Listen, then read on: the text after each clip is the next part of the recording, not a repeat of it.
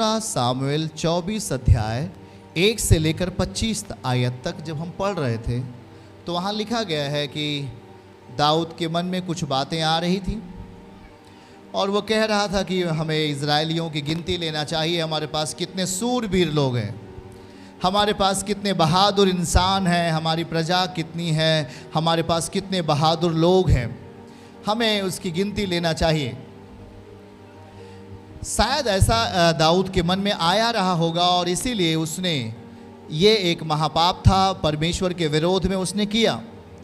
याद रखो, जब आप सोचते हो कि मेरे हर काम उसके बल से हुए, उसकी शक्ति से हुए, उस व्यक्ति के द्वारा हो गए, तो कहीं ना कहीं आप एक धोखे के शिकार होते हैं। दाऊद भी आखिरी समय में जब दूसरा सामुएल था और उसके 24 अध्याय में उसके अंदर एक सोच आई, मेरे पास योआब जैसे सूरवीर लोग हैं जो बड़े बड़े अनाकवंशियों को एक ही बार में मार देने वाले सूरवीर योद्धा हैं, और इसीलिए मैं कहीं युद्ध नहीं हारा, 66 युद्ध में लड़ा और कभी नहीं हारा। दाऊद ऐसा सोच करके, सोचना ही था उसके अंदर, जब ऐसा विचार आया कि शायद इस वजह से मैं युद्ध जीत रहा हूं, मेरे पास योद्धा लोग हैं। क्या है? योद्धा लोग हैं, बड़े बड़े योद्धा हैं, इसीलिए मैं युद्ध को जीत रहा हूं। और ये चीज़ें जब उसके मन में आती हैं तो वो उसके मन में एक ऐसा चीज़ें उत्पन्न हो जाती हैं जो एक पाप था। उसने कहा कि पूरे लोगों की गिनती ले लो, पूरे इजरायलियों की गिनती लो, कितने लोग लड़ाकू हैं, कितने धनुष चलाने वाले, कितने तलवार को चलाने वाले लोग हैं। वो उस गिनती को लेता है। याद रखना, जो ये गिनती को लेता है तो बाइबल कहती है उसने एक बड़ा पाप किया। जब आप अपनी शक्ति की ओर ध्यान देते हो, जब आप अपनी काबिलियत की ओर ध्यान देते हो, तो याद रखो आप परमेश्वर को अपने अंदर से बाहर फेंक रहे हो। आप सुन रहे हो? जब हम सोचते हैं ये मेरी ताकत से हो गया, जब हम सोचते हैं ये मेरी मर्जी से हो गया, ये मेरे बल से हो गया, मेरी बुद्धि से हो गया, हम यीशु को अपने अंदर से बाहर फेंकते हैं।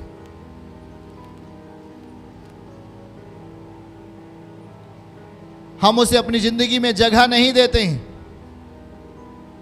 हम उसे अपने अंदर स्थान नहीं देते हैं। दाऊद ने यही किया। दिखाइए वहां पर जहां पर दाऊद ने कहा मुझसे बड़ा पाप हो गया। शायद 8 या 9 पद है, वहां नीचे लिखा हुआ है, प्रजा की गणना करने के बाद दाऊद का मन व्याकुल हुआ। हेलो, आप लोग समझ रहे हैं? प्रजा की गणना करने के बाद दाऊद का मन क्या हो गया? अरे क्यों व्याकुल हो गया भाई? वो एक बहुत सूरवीर योद्धा था, पर वो प्रजा की गणना किया, मेरे प्रजा में इतने तलवार चलाने वाले, इतने योद्धा, इतने वीर हैं। शायद उसको खुद पर कॉन्फिडेंस आ रहा था, इस वजह से उसको लगा कि मैंने ही सारे युद्ध को जीते। इस वजह से उसने गिनती ली और दाऊद ने यहोवा को यूं कहा, यह काम जो तूने किया वह महापाप है, तो अब हे यहोवा अपने दास का अधर्म दूर कर, क्योंकि मुझसे बड़ी मूर्खता हुई है, मुझसे बड़ी मूर्खता हुई है। 11वीं आयत और उसके आगे लिखा है, तब सुबह दाऊद उठा और यहोवा का वचन गाद नामक एक भविष्यवक्ता के पास पहुंचा और उसने क्या कहा? 12वीं आयत में उसने कहा, जाकर दाऊद से कह दे, परमेश्वर कहता है मैं तुझको 3 विपत्तियां दिखाता हूं, उनमें से एक को चुन ले, उसे मैं तुझ पर डालूंगा। दाऊद को परमेश्वर ने कहा, यहोवा यूं कहता है मैं तुझ पर 3 विपत्तियां डालूंगा। कितनी विपत्तियां? हेलो, आप विपत्ति आपके ऊपर है, ऐसा अच्छा है क्या? इस बात को ध्यान से सुनो ताकि विपत्ति से बचो। आप विपत्ति से बचना चाहते हो कि नहीं? इसको हमें सुनना पड़ेगा, इसीलिए ये हम आपके लिए पढ़ रहे हैं। मैं तुझ पर 3 विपत्तियां दिखाता हूं, मैं तुझको, उनमें से एक चुन ले, मैं उस पर डालूंगा। 13वीं आयत क्या है? नोटिस करें, सो परमेश्वर का दास जो गाद था, भविष्यवक्ता था, वो दाऊद के पास जाकर समाचार दिया, उससे पूछा, क्या तेरे देश में 7 वर्ष का अकाल पड़े? पहला विपत्ति, परमेश्वर कह रहा है कि 7 वर्ष का अकाल मैं तुझ पे तेरे देश के ऊपर दूं, या 3 महीने तक तेरा शत्रु तेरा पीछा करे और तू भागता रहे, ऐसा करूं, या तेरे देश में 3 दिन तक मरी फैली रहे। सोच विचार कर और उत्तर दे कि कौन सी विपत्ति तुझे पसंद है। हेलो, सुनिए जरा भाई लोग, कौन सी विपत्ति तुझे पसंद है। 14 आयत में लिखा है, दाऊद ने परमेश्वर के दास से कहा, मैं बड़े संकट में हूं, हम यहोवा के हाथ में पड़ें। उसकी दया बड़ी है, परंतु मनुष्य के हाथ में मैं ना पड़ूं। इसको भी अंडरलाइन करो, मनुष्य बड़ा खतरनाक है। मनुष्य, दाऊद कहता है मुझे मनुष्य के हाथ में नहीं पड़ना, मुझे परमेश्वर के हाथ में पड़ना ठीक है। रोग आके मैं खुदा को मना लूँगा, पर यदि मनुष्य के हाथ में पड़ गया वो मुझे कच्चा खा जाएगा, क्योंकि वो दया करने वाला नहीं है। चलो ठीक है, 15वीं आयत में क्या लिखा है, पढ़िए फिर से। तब यहोवा ने इस्राएलियों में अगली सुबह ठहराए हुए समय में मरी फैली, और दान से लेकर बरसेबा तक रहने वाले प्रजा में 70,000 लोग मर गए। कितने लोग? ध्यान से सुनिए भैया, कितने लोग मर गए? हाँ, अगर नींद आ रही है तो मुझे मत कहना मुझ पर विपत्ति आ गई। ध्यान से सुनो, ताकि आज विपत्ति का निवारण यीशु मसीह करेगा। आमीन। 70,000 पुरुष मर गए। 16 आयत में लिखा, जल्दी करो। परंतु जब दूत ने यरूशलेम का नाश करने के लिए उस पर अपना हाथ बढ़ाया, तब यहोवा विपत्ति डालकर बहुत दुखी हुआ। प्रजा के नाश करने वाले दूत से परमेश्वर ने कहा, अपना हाथ खींच ले, बस कर। और यहोवा का दूत अरौना नामक एक खलिहान के पास था। 17 आयत। तब प्रजा का नाश करने वाला दूत दाऊद को दिखाई पड़ा, और उसने कहा, देख, मैंने तो पाप किया है, कुटिलता मैंने की है, परंतु इन भेड़ों ने क्या किया है, सो तेरा हाथ मेरे पिता के घराने के विरुद्ध हो। और उसने कहा 18 पद में, उसी दिन गाद भविष्यवक्ता ने दाऊद के पास जाकर कहा, जाकर अरौना यबूसी के खलिहान में यहोवा की एक वेदी बनवा। अंडरलाइन, 18वां पद के नीचे अंडरलाइन करिए। बाइबल रीडिंग करने वाले लोग, आप बचने वाले हैं विपत्ति से। आमीन बोलें। उसी दिन गाद भविष्यवक्ता दाऊद के पास आकर उससे कहा, जाकर अरौना खलिहान के पास, अरौना व्यक्ति जो यबूसी के खलिहान में यहोवा की एक वेदी बनवा ले।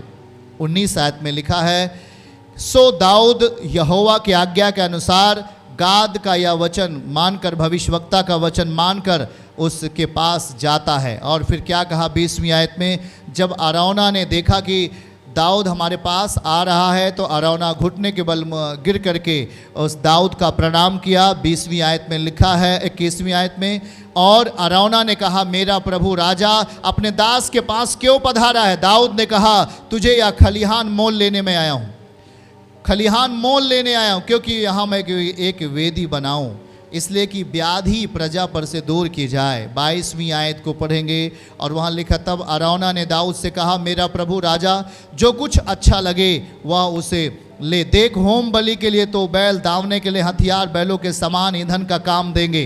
23वीं आयत में लिखा है, यह सब अरौना ने राजा को दे दिया, और अरौना ने राजा से कहा, तेरा परमेश्वर यहोवा तुझसे प्रसन्न होए। 24 आयत में लिखा है, राजा ने अरौना से कहा, ऐसा नहीं, मैं ये वस्तुएं तुझसे अवश्य दाम देकर लूँगा। मैं अपने परमेश्वर यहोवा को सेतमेत में होम बलि नहीं चढ़ाऊँगा। सो दाऊद ने खलिहान और बैलों को चांदी के 50 शेकेल में मोल ले लिया। आखिरी 25वीं आयत में लिखा है, दाऊद ने वहाँ एक वेदी बनवाकर होम बलि और मेल बलि चढ़ाए, और यहोवा ने इस देश के निमित्त विनती सुन ली। तब वह व्याधि, अर्थात जो एक श्राप आया था, जो एक महामारी आई थी, इज़राइल पर से दूर हो गई।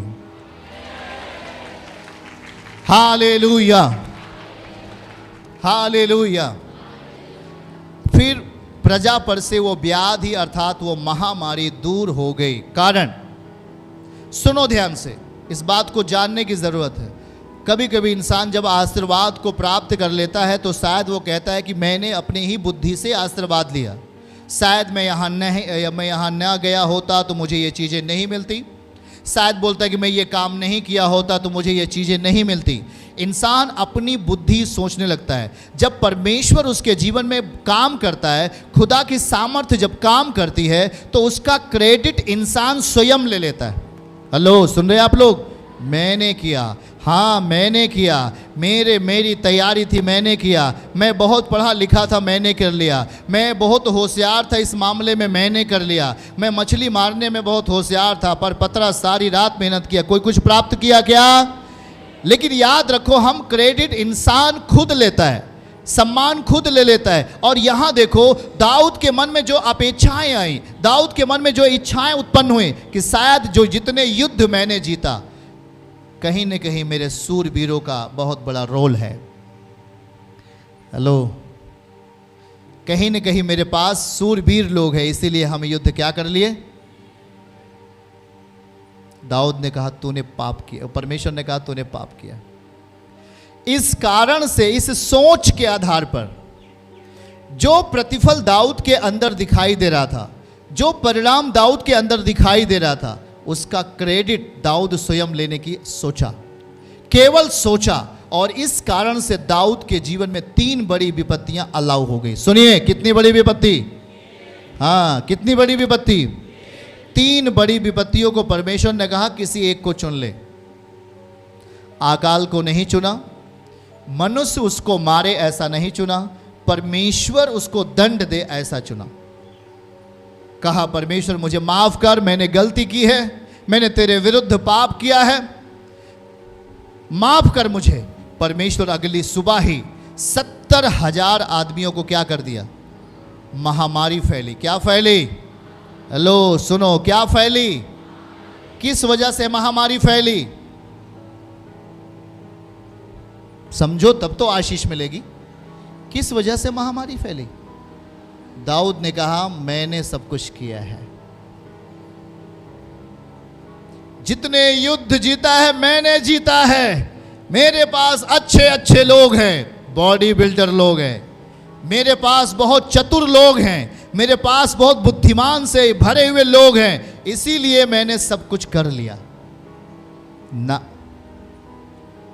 आप जब ऐसा सोचते हो तो आप बहुत कमजोर हो जाते हो। न बल से न शक्ति से, पर परमेश्वर के आत्मा के द्वारा सब कुछ होता है। कुछ नहीं प्रियजन, इंसानों की बुद्धि है क्या?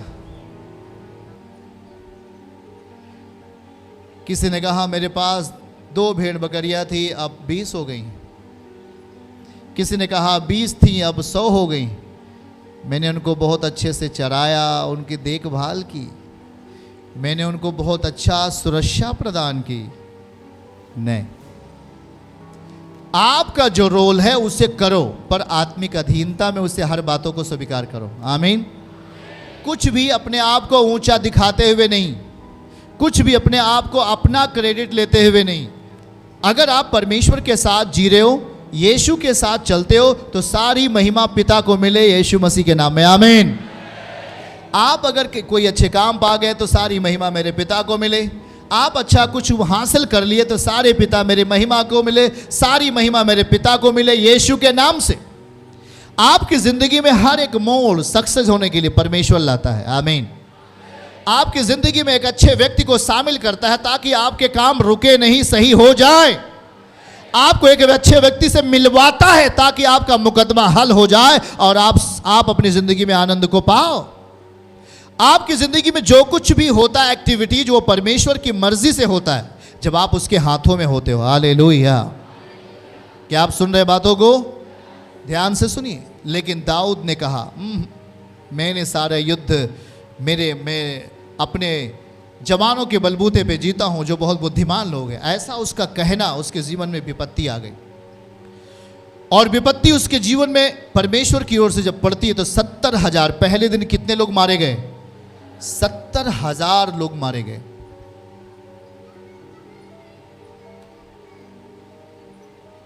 कितने हजार लोग मारे गए? लेकिन दाऊद तुरंत पश्चाताप किया। क्या किया? आखिरी 25वीं आयत, 25वीं आयत में लिखा है, दाऊद ने वहां यहोवा की एक वेदी बनवाकर, क्या बनवाई? बोलिए क्या बनवाई? क्या बनवाई? दाऊद ने वहां यहोवा की एक वेदी बनवाकर होम बलि और मेल बलि चढ़ाए। और यहोवा ने देश के खातिर, देश के निमित्त विनती सुन ली, तब वह महामारी इज़राइल पर से दूर हो गई। इसका मतलब क्या है? आज अगर आपकी लाइफ पे आपके घमंड के कारण, आपकी लाइफ में आपके गुनाह के कारण कुछ भी प्रॉब्लम आती है, तो हमारी ज़िंदगी से वो व्याधि, वो महामारी कैसे दूर होगी? हमें भी तैयार होना पड़ेगा होम बलि और मेल बलि के लिए। होम बलि और मेल बलि लेकर खुदा के सामने आना होगा। जब तक आप परमेश्वर की वेदी को अपने हार्ट के अंदर नहीं बनाएंगे, जब तक आप परमेश्वर के स्वरूप को अपने अंदर नहीं बनाएंगे, जब तक परमेश्वर के इच्छाओं को अपने अंदर लेके नहीं आएंगे, जब तक परमेश्वर की मर्जी को अपनी इच्छा नहीं बनाएंगे, तब तक आप उस व्याधि से, उस महामारी से बच नहीं सकते। सुन रहे हो आप लोग? सुनिए ध्यान से। दाऊद तब बचा जब उसने वेदी बनाई। क्या बनाई? पढ़ रहे हो? क्या बनाई? जब वो वेदी बनाता है जहां पर दूत आया था मारने के लिए, जब वो वेदी बनाता है उस जगह पर, तो परमेश्वर वहीं से महामारी को रोक देता है। हेलो, सब जन ध्यान से सुन रहे हैं क्या? कितने लोग विपत्ति से बचने वाले लोग हैं? महामारी दूर हो तब अब आपके कान कितने अच्छे से सुन रहे हैं, बस उसी पे आधारित है। दाऊद विपत्तियों को दूर करने के लिए क्या किया? आपके साथ सवाल, चलो बताओ क्या किया? दाऊद विपत्तियों को दूर करने के लिए क्या किया? महामारी को दूर करने के लिए क्या किया? वेदी बनाई, और उस वेदी के ऊपर क्या किया? होम बलि, मेल बलि चढ़ाया, अर्थात परमेश्वर की क्या की? महिमा की। बेटे, पहला चीज क्या है? उसका वेदी बनाओ अपने अंदर। एक आत्मिक वेदी बनना चाहिए। क्या बनना चाहिए हमारे अंदर? एक आत्मिक वेदी। अगर बोलूं तो परमेश्वर जैसा, देखूं तो परमेश्वर जैसा, काम करूं परमेश्वर जैसा, सोचूं परमेश्वर जैसा, हर काम परमेश्वर के जैसे, यीशु के जैसे आपके अंदर वेदी है। और जब तक वेदी नहीं है तब तक आपकी वर्शिप बेकार है। जब तक आपके अंदर वेदी नहीं तब तक आप महिमा करना आपका बेकार है। आप अपनी लाइफ में बीमारियों का समाधान तब पाएंगे जब आत्मिक वेदी आपके अंदर बनेगी। और वो आत्मिक वेदी के ऊपर आप जब सुबह उठकर प्रार्थना के साथ समय व्यतीत करते हैं, उपवास के साथ उसके सामने रहते हैं, हर वो आत्मिक नियम को आप पूरा करते हो जिसे जो परमेश्वर को चाहिए। परमेश्वर एक अच्छे मन को चाहता है, उस वेदी के ऊपर लाओ। आमीन। परमेश्वर एक अच्छे विचारों को चाहता है। सुनो, बगल वाले से बोलो, एक अच्छे विचार वे एक बलिदान के समान है। अच्छे गुण होम बलि के समान है, मेल बलि के समान है। धन्यवाद करना, प्रार्थना करना, उसके उपदेशों पर चित्त लगाना, ये होम बलि के समान है, मेल बलि के समान है। और जब हम होम बलि और मेल बलि को देते हैं तो कहते हैं महामारी इज़राइल पर से दूर होती है। चर्च की सभी प्रार्थनाओं को और परमेश्वर के दास के द्वारा टीचिंग सुनने के लिए और अपडेट्स को जानने के लिए हमारे इस चैनल को सब्सक्राइब करें और साथ में बेल आइकन को दबाएं, ताकि जब भी लाइव प्रार्थना हो तो सबसे पहले आप देख सकें।